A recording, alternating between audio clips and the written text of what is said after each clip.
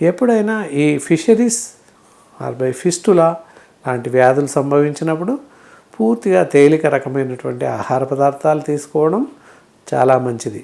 మసాలాలు, ఘాటు పదార్థాలు భుజించకపోవడం మంచిది.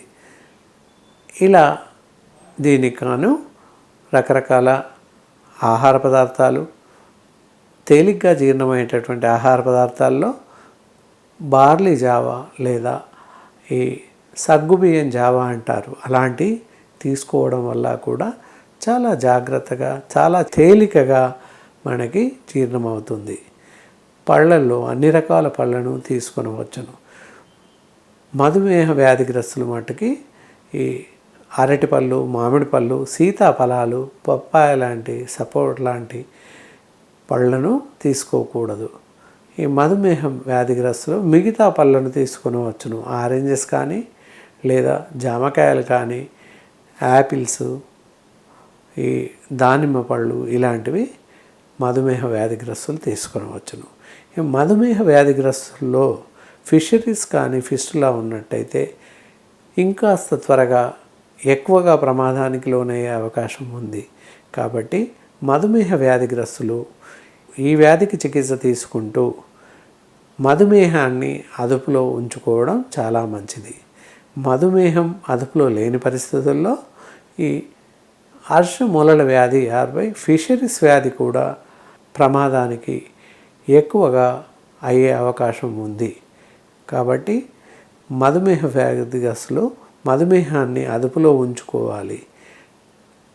అలాంటి వారికి ఈ ఫిస్టులా ఫిషరీస్ అనేటటువంటి వ్యాధి బారిన పడ్డట్టయితే ముందుగా షుగర్ వ్యాధిని పూర్తిగా నియంత్రణలో ఉంచుకుంటూ దాంతోపాటుగా ఫిషరీస్కి ఫిస్టులాకి సరైనటువంటి వైద్య చికిత్సను, ఆహార నియమాలను పాటించడం ఎంతైనా మంచిది. దీనికి కాను పైన చెప్పినటువంటి ఆహార నియమాలు మరియు గృహ వైద్య విధానాల్ని సక్రమంగా పాటించడం ద్వారా కూడా మన ఈ ఫిషరీస్ వ్యాధి నుంచి ఫిస్టులాను తగ్గించుకునే అవకాశం ఉంది.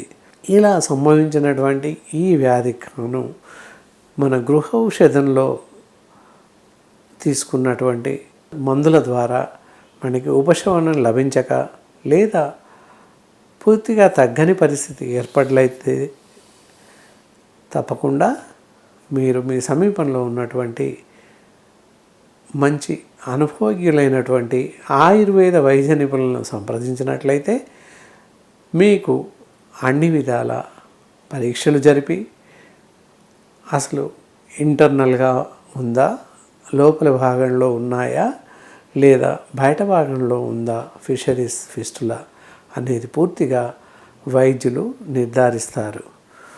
సో ఇలా నిర్ధారించిన పిమ్మట డాక్టర్ల సలహా మేరకు వారు సూచించినటువంటి ఔషధాలను క్రమం తప్పకుండా వాడుతూ ఉండాలి. వారు చెప్పినటువంటి ఆహార నియమాలు పాటిస్తూ వారు చెప్పినటువంటి మందులను జాగ్రత్తగా వాడాలి. ఇలా ముఖ్యంగా ఈ పద్ధతులను పాటిస్తూ, ఆహార నియమాలను పాటిస్తూ, ఔషధ సేవనం సరైన సమయానికి చేసినట్లయితే ఫిషరీస్ ఫిస్టులా వీటి బారి నుంచి మిమ్మల్ని మీరు కాపాడుకున్న వాళ్ళు అవుతారు.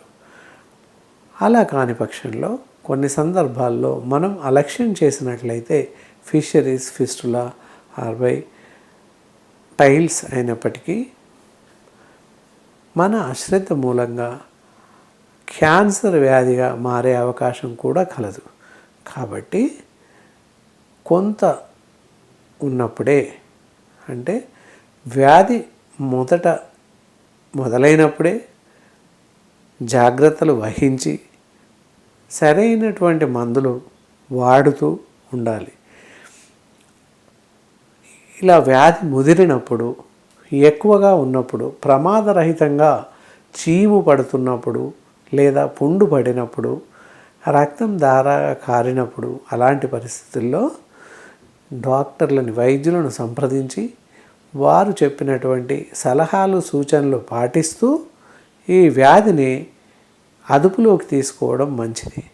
అలా కాకుండా ఇంకా తీసుకోవాల్సినటువంటి జాగ్రత్తలు ఏంటి అంటే, వేడి నీటిలో ముంచినటువంటి గుడ్డను మనం నొప్పి ఎక్కువగా ఉన్న పరిస్థితుల్లో, ఏదైతే మలద్వారం దగ్గర నొప్పి ఎక్కువగా ఉన్నప్పుడు, లేదా చర్మం కొన్నిసార్లు బయటకు వస్తుంది, అలాంటి పరిస్థితుల్లో కూడా వేడి నీటిలో పెట్టినటువంటి బట్టని మన మలద్వారం వద్ద పెట్టి కాసేపు కూర్చున్నట్లయితే, అలాగే ఉంచినట్లయితే కూడా కొంత ఉపశమనం, నొప్పి నుంచి బయటపడే అవకాశం ఉంది. ఇంకో గృహ వైద్య విధానం ఏంటంటే, ఇలా మనకి పుండులాగా పడినప్పుడు ఈ మార్కెట్లో పొటాషియం పరమాంగనేట్ అని చెప్పేసి క్రిస్టల్స్ దొరుకుతాయి. అవి తీసుకొని గోరువెచ్చటి నీళ్ళలో మనం స్నానం చేసే మాదిరిగా ఉన్నటువంటి నీటిని ఒక తొట్టిలో తీసుకొని, చిన్న టబ్లో తీసుకొని ఈ మందును అందులో ఒక 1-2 గ్రామ్స్ కలిపేసి ఒక అరగంట వరకు మనం అందులో కూర్చున్నట్లయితే ఈ బయటకు వచ్చినటువంటి ఫిషరీస్ కానీ, ఫిస్టులాకు ఉన్నటువంటి బ్యాక్టీరియా అదంతా కూడా మందు నీటితో పూర్తిగా పరిశుభ్రపడుతుంది. దాన్ని పూర్తిగా శుభ్రపరిచి antiseptic lotions like sulphur ointment కానీ, లేదా తర్షకుటార్ తేల్ అని చెప్పేసి ఒక రకమైనటువంటి మందు దొరుకుతుంది.